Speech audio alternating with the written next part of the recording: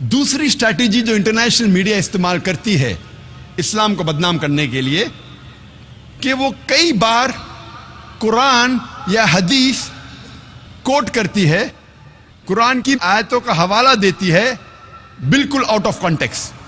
اور ایک آیت جو اکثر میڈیا میں بار بار دہرائی جاتی ہے وہ ہے سورہ توبہ کی آیت، سورہ نمبر 9 آیت نمبر 5، جس میں میڈیا کہتی ہے، اس میں لکھا ہے کہ جہاں بھی آپ کافروں کو پاؤ وہاں ان کا قتل کرو.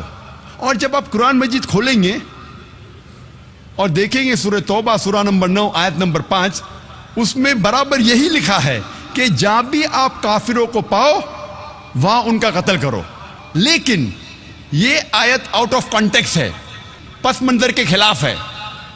آپ جاننا چاہتے ہیں قرآن کا پیغام کیا ہے، آپ کو پس منظر کو پڑھنا پڑے گا. You have to read in context. اور جب کانٹیکسٹ پڑھتے ہیں سورہ توبہ سورہ نمبر 9 آیت نمبر 1 سے پڑھتے ہیں، ہمیں پتہ لگتا ہے کہ ایک صلح تھی مسلمان اور مکہ کے مشرکین کے بیچ، اور یہ صلح ایک طرفہ مکہ کے مشرکین نے توڑ دی تھی. تو اللہ سبحانہ و تعالی سورہ توبہ سورہ نمبر 9 آیت نمبر 5 میں انہیں چیتونی دیتے ہیں، انہیں وارننگ دیتے ہیں، مکہ کے مشرکین کو خبردار کرتے ہیں اور کہتے ہیں آپ کے پاس 4 مہینے کا وقت ہے، آپ سدھر جاؤ ورنہ اعلان جنگ.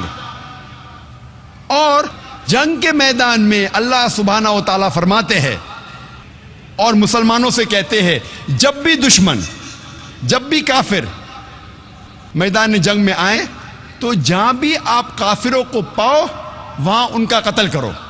یہ آیت میدان جنگ میں ہے.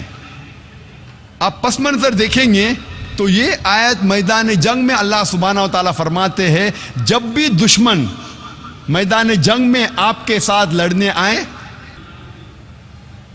جو ایمان نہیں رکھتے، جو کافر ہے، آپ ڈرو مت، ان کے ساتھ ڈٹ کے مقابلہ کرو. اور عام طور پہ آپ جب بھی دیکھو کوئی بھی آرمی جنرل، مثال کے طور پہ ایک جنگ اگر ہو رہی تھی امریکہ USA اور ویتنام کے بیچ، but natural army general of USA یہ کہیں گا اپنے سپاہی سے جنگ کے میدان میں، وہ یہ نہیں کہیں گا ڈر جاؤ اور بھاگ جاؤ، وہ یہ کہیں گا کہ جب بھی ویتنامیز، جب بھی دشمن آئے آپ ڈرو مت، آپ ان کا قتل کرو.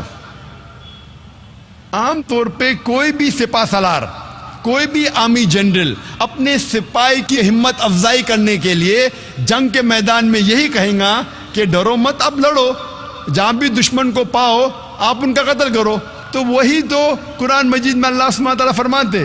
لیکن کئی بار دشمن اسلام آؤٹ آف کانٹیکسٹ کوٹ کرتے ہیں.